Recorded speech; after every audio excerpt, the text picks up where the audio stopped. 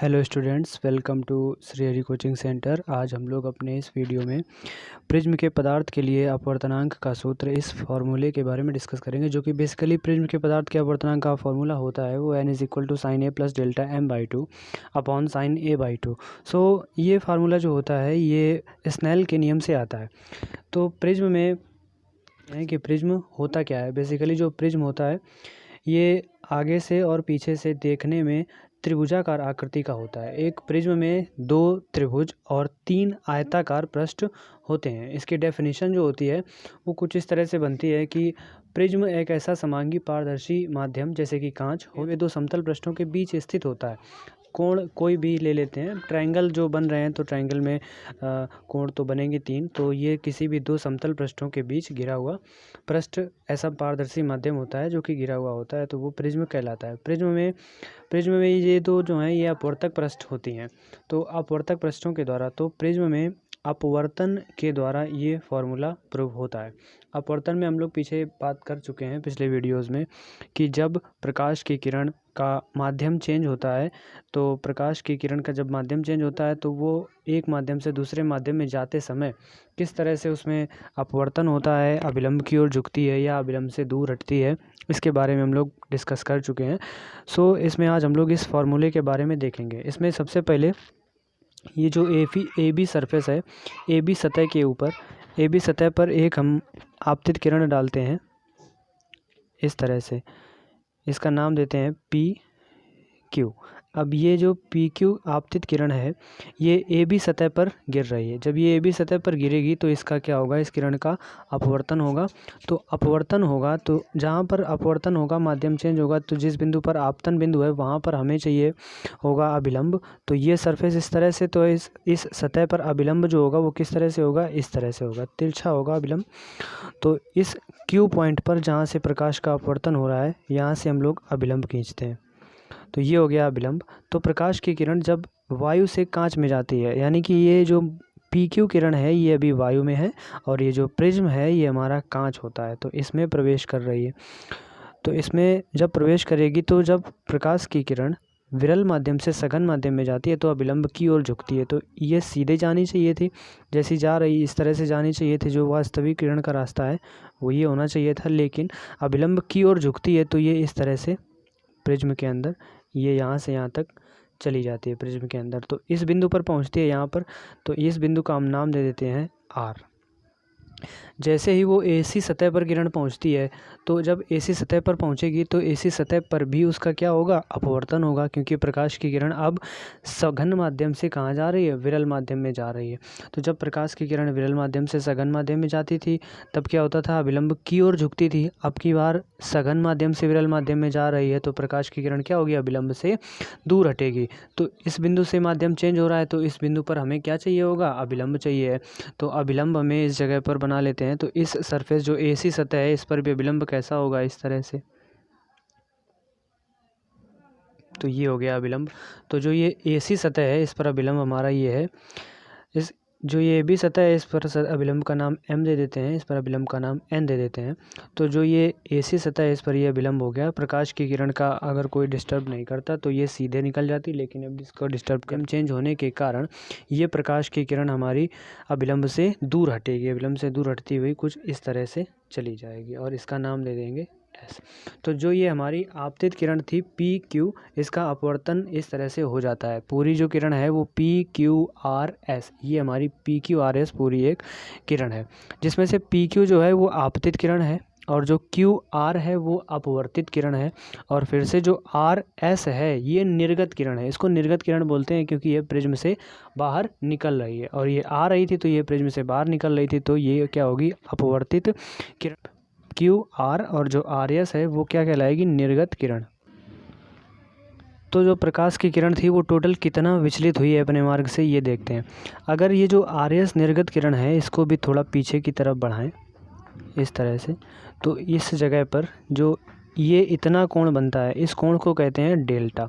सो ये जो delta angle है हमारा विचलन कोण। तो किरण जो है अपने मार्ग से विचलित हुई है वो इतने कोण से विचलित होती है, डेल्टा कोण से विचलित होती है। इसको न्यूनतम विचलन कोण भी कहते हैं, मिनिमम मीन डेविएशन। तो अब देखते हैं, अब हम लोग इस फॉर्मूले की तरफ बढ़ते हैं। अब प्रकाश की किरण चूँकि एक माध्यम से दूसरे माध्यम में जा रही थी, तो इस माध्यम का रिफ्रैक्टिव इंडेक्स हम n1 ले लेते हैं और इस माध्यम का रिफ्रैक्टिव इंडेक्स ले लेते हैं n2। यानी प्रकाश की किरण, अब इसमें लगेगा स्नेल का नियम। तो स्नेल का नियम क्या होता है हमारा कि किन्हीं भी दो माध्यमों के लिए एक ही रंग के प्रकाश के लिए आपतन कोण की ज्या तथा अपवर्तन कोण की ज्या का जो अनुपात होता है वो एक नियतांक होता है। इट मीन्स साइन आई बटे साइन आर रखते हैं। सो यहाँ पर ये फॉर्मूला बनता है। अब इसको हम लोग इस तरह से भी लिख सकते हैं, n बराबर साइन आई बटे साइन आर। अब जो ये फार्मूला है sine a plus delta m by two बटे साइन ए बाई टू, इसमें आई और आर की वैल्यू इस प्रिज्म से निकाल करके रखी जाती है। अब इस प्रिज्म की तरफ बढ़ते हैं। इसमें ये जो बिंदु है इसको मान लेते हैं हम लोग, बिंदु है नाम MN हो चुका है तो इसको हम लोग ए बिंदु दे देते हैं। ए भी हो चुका है, ABC हो चुका है तो इसको डी बिंदु दे देते हैं। तो जो ये आपतित किरण है PQ, ये अभिलंब के साथ में कौन सा कोण बनाती है? आपतन कोण। तो इस कोण का नाम देते हैं I। और अपवर्तित किरण क्या है? QR। तो QR किरण जो है ये अभिलंब के साथ में कोण बनाती है R। ये आपतन कोण है और ये R अपवर्तन कोण है।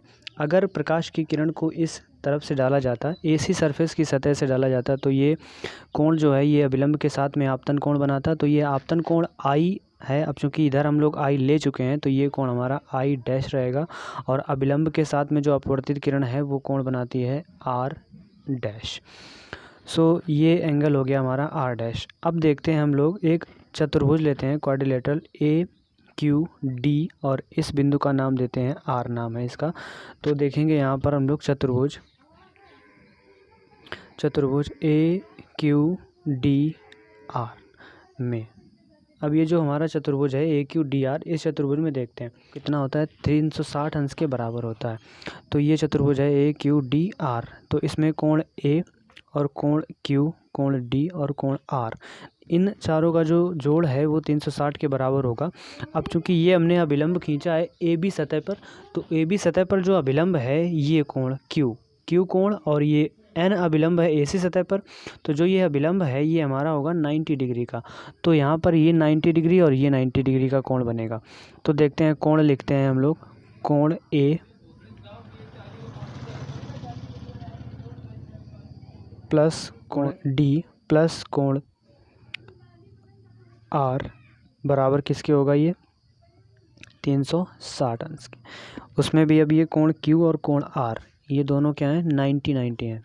तो कोण A प्लस कोण D बराबर कोण Q और कोण R ये दोनों 90 हैं। तो 90 कितना हो जाएगा? 180। 180 को बराबर के उधर कर देंगे तो 360 माइनस 180, तो ये आ जाएगा कितना? 180 आ जाएगा। तो कोण A प्लस कोण D बराबर किसके होगा? 180 डिग्री के बराबर होगा। सो इसको डाल देते हैं equation number first.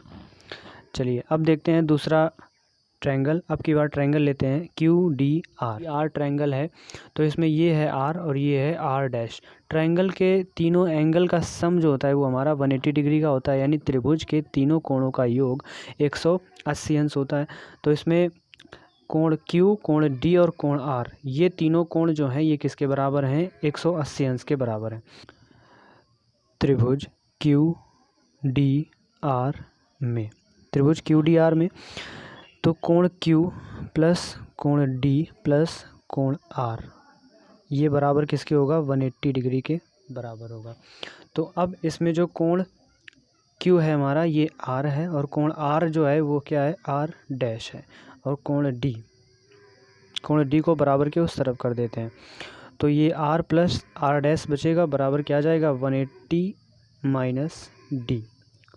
180 minus D। अब इसको डाल लेते हैं इक्वेशन नंबर सेकेंड।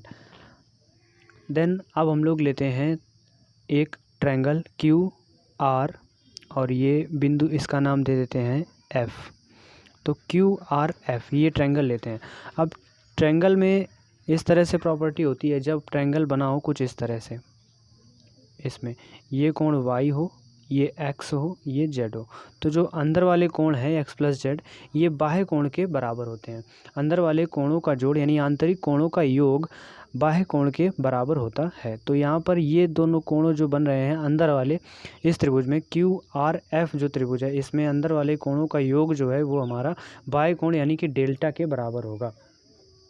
तो इसमें अब हम लोग देखते हैं, लिखेंगे त्रिभुज QRF में, त्रिभुज QRF में, जो त्रिभुज QRF है हमारा, इसमें कोण ये जो बनेगा Q और जो कोण R बनेगा, ये कितना कोण बनेगा देखते हैं। ये कोण I है हमारा पूरा, तो ये अभिलंब के साथ में कोण बन रहा है और अभिलंब ये है और किरण ये जा रही थी, तो ये पूरा कोण कितना होगा, ये भी I होगा, ये पूरा यहाँ से यहाँ तक।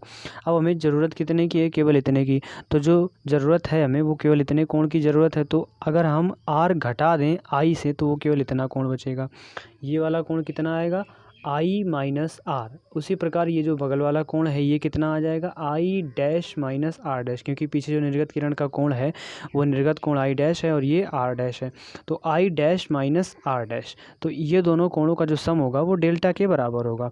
तो यहाँ लिख देंगे I minus R dash is equal to delta के बराबर होगा। और सेकेंड है,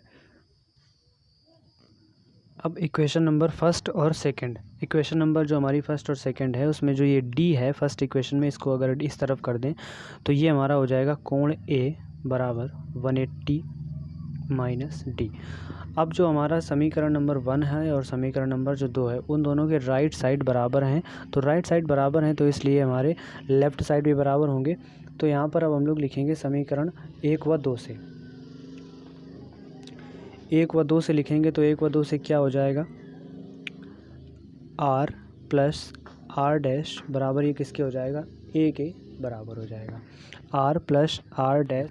तो यहाँ R प्लस R डैश बराबर A, यानी कि अगर यहाँ पर हम मान लें कि R डैश कोण जो है वो R के बराबर है, बराबर R डैश बराबर R, यानी हम लोग R डैश की जगह पर R पुट कर सकते हैं। तो R प्लस R बराबर A, this is 2R is equal to A and R is equal to A by 2, R is equal to A by 2, यानी कि जो अपवर्तन कोण आ गया वो R बराबर A बाई 2। अब यहाँ पर देखते हैं QRF से हमने क्या निकाला था, I प्लस I डैश, इसको एक साथ लिखते हैं, माइनस R, माइनस इसमें कॉमन लेते हैं तो R प्लस R डैश बराबर delta.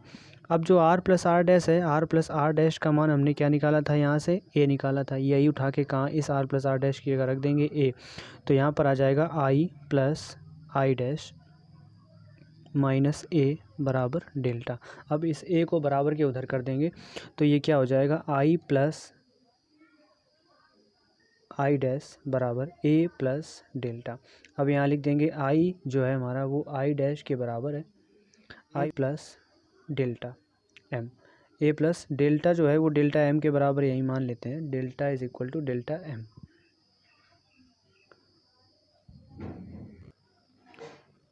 So delta is equal to delta M मान लेते हैं यहाँ पर। सो यहाँ पर I इज इक्वल टू आ जाएगा A plus delta M upon 2। So I की वैल्यू आ गई A plus delta M by 2 और R की आ गई A बाई 2। अब यहाँ पर जो स्नेल का नियम था, स्नेल का नियम n बराबर साइन आई बटे साइन आर, I और R की वैल्यू इसी में पुट कर देंगे, तो जो हमारा फॉर्मूला बन जाएगा वो n बराबर sine A plus delta M by 2 पूरे के बटे sine A by 2। So prism के पदार्थ के अपवर्तनांक का जो फॉर्मूला होता है, prism formula for its refractive index, so sine A plus delta M by 2 upon sine A by 2, this is the proving of this formula prism. Okay, thank you. मिलते हैं नेक्स्ट वीडियो में किसी अच्छी important proving के साथ में।